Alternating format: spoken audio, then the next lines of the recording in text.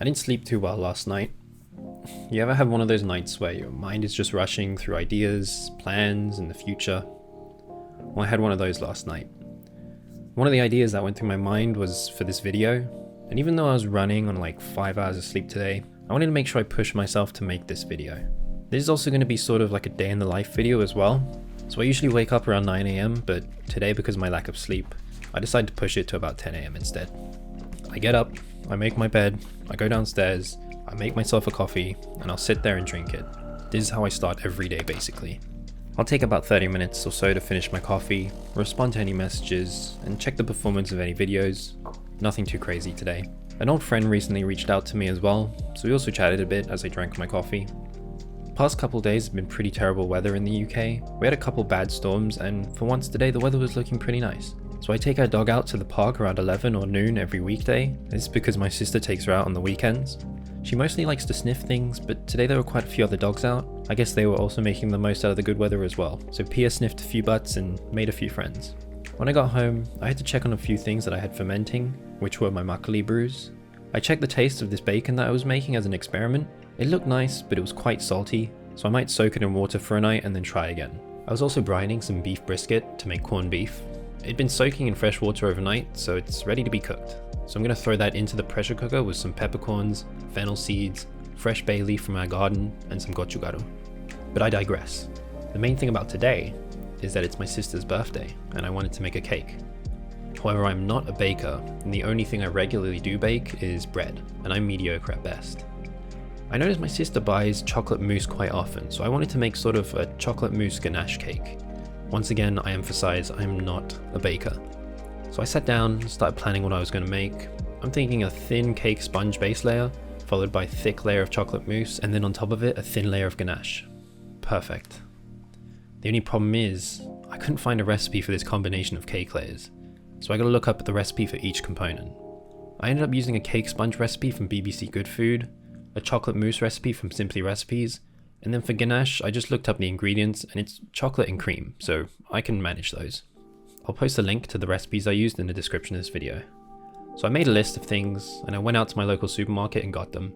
I definitely bought too much though, and I also without checking properly bought milk chocolate instead of dark chocolate.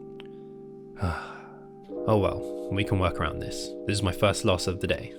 When I occasionally decide to bake a cake from scratch, I always like to weigh out my ingredients in separate bowls so that when it comes to throw everything together, I'm not fumbling around with measuring everything in the moment. I mixed the butter and the sugar in my stand mixer and then I added 1 egg and mixed it again. Once that was incorporated, I sifted my self-raising flour and cocoa powder into the butter, sugar and egg, gave it another mix and then added the rest of my ingredients, which are the rest of the eggs, and a few tablespoons of milk. I was kind of worried this batter was too thick. I'm used to cake mix being a bit runnier, but I trusted the process. And it was at this point some things I ordered off Amazon arrived, a cake ring and a little hand torch. 2 things I was planning to use today, but the torch had no gas in it and I didn't have a refill for it, so I guess that's another thing I'm gonna have to order. Second loss of the day. The cake ring, however, should come in handy. It was at this point I realized I forgot to buy parchment paper, so I had to run out again and get some so I could make a circle to put in the bottom of the cake tin. I scooped the batter into the cake tin and I realized because it's so thick, I'm gonna have to spread this out myself, otherwise I'm gonna get a really uneven cake.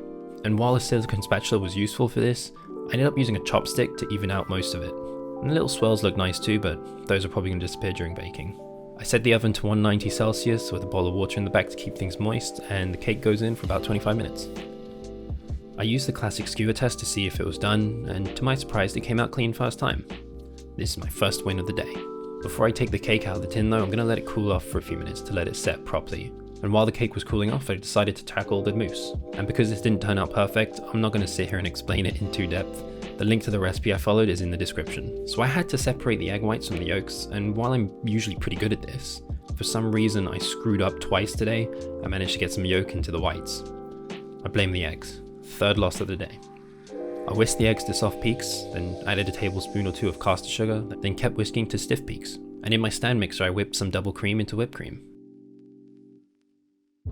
I wasn't sure if I should have melted my chocolate earlier, but I folded together the egg whites and cream and then left them while I melted the chocolate. Remember how I said I accidentally bought milk chocolate? Well, I tried to make it darker by adding some cocoa powder, and I must say, it might have actually worked out. Also today I learned that chocolate bars come in the perfect weight for these recipes to use them. It's Pretty neat stuff. So I folded everything together and the mousse turned out lighter in color than I expected, but it tasted pretty good, so I let it slide. Second win of the day. By this point, the cake base had cooled off, so I cut a flat top on it and then used my shiny new cake ring to cut out a perfect circle, and it works so well. Hell yeah. Another win. I also put the cake onto this wooden Lazy Susan so I can act like I'm a pro cake maker. The inside of the cake wasn't quite cold enough yet, so I put it in the fridge to cool out a bit and then laid down the mousse. I tried my best to smooth it out with this silicone spatula, but then I remembered I have a plastic bench scraper that would work perfect for this. And look at this smoothness. Win number 4. Okay, with that out of the way and in the fridge, the last thing to tackle is the ganache, which is arguably the easiest thing I'm going to make for this cake. I threw together a quick double boiler and I threw in the bar of chocolate, and to make it darker I added some cocoa powder. I melted that down, turned down the heat of the gas, or so I thought. Turns out I turned it off. Silly me, maybe I should have slept some more yesterday. I read online that you're supposed to heat up the chocolate and the cream separate, but I decided I'm going to live on the edge and just pour the cold cream in little by little. And at first I was worried because the chocolate started hardening. But that was because the gas had turned off again. Turned it back on and things went back to normal. 5th win of the day. I added a little more cream, mixed it all together, and it was looking good. Taking the ganache off the heat, I didn't really want to pour it straight onto the mousse in case it melted the mousse. So I let it cool down a bit, and by some crazy chance, it didn't get lumpy. After dropping down in temperature a bit, I decided it was time to pour it on. It still felt a little warm, but my thinking was the coldness of the mousse would cool off the first little bit of ganache and forms like a protective layer. A 500 IQ hypothesis. And check this out. I'm using the bench scraper again to smooth it out. Genius. Now at this point it looked pretty good, but it was still in the cake ring, which was keeping everything together. So I threw it in the fridge again to hopefully solidify, so when I take the ring off, I get a perfect cake. But we shall see. An hour later and I'm thinking the cake is cold enough now to hold its own weight, so let's take the ring off. Okay, first problem. The ganache is sticking to the ring. No problem though, I'll run a butter knife along the edge to cut it. Easy peasy.